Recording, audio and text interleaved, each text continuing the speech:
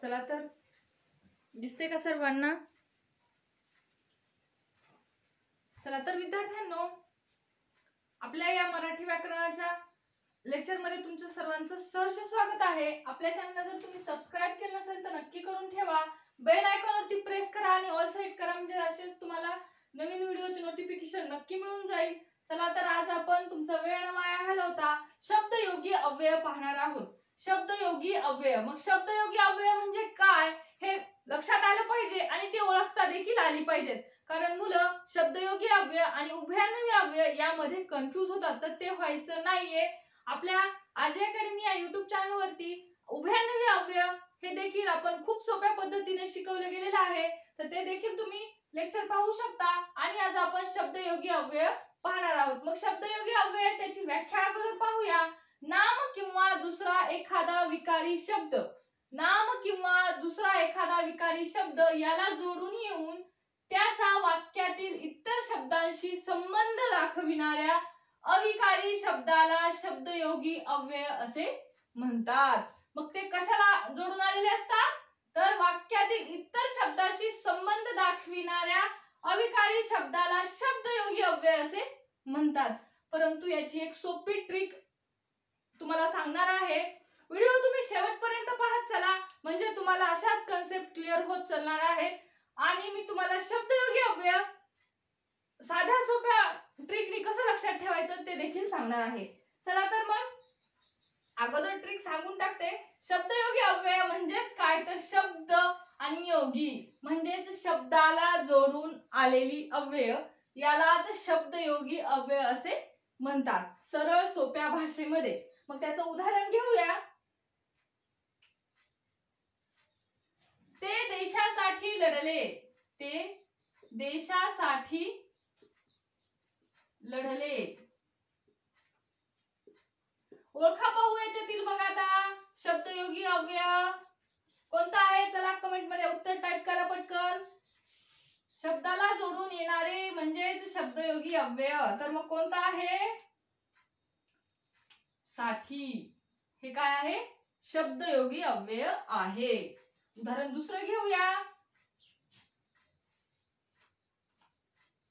प्रकाशामुळे हे घडले,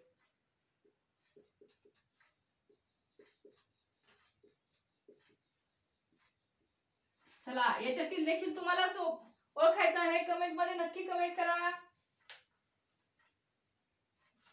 मुळे, याच्यातील काय आहे मग शब्दयोगी अव्यय, मुळे। आता तुम्हाला मी शब्दयोगी अव्यय कोणती कोणती आहेत ती लिहून देणार आहे, तुमच्या नोटबुक मध्ये तुम्ही ते नोट करून ठेवायची आहे। आता शब्द राहिले, आता कोणते कोणते शब्द आल्याच्या नंतर ओळखायचं आहे की ते शब्दयोगी अव्यय आहेत।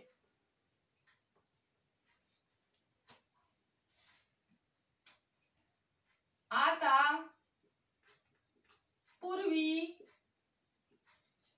लिहित चला, आत बाहेर,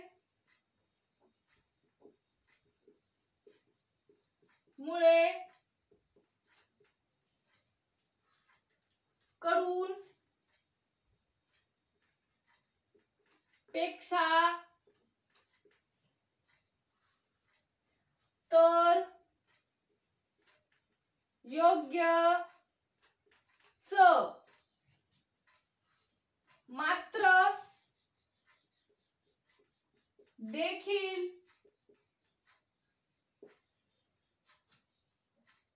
विषयी,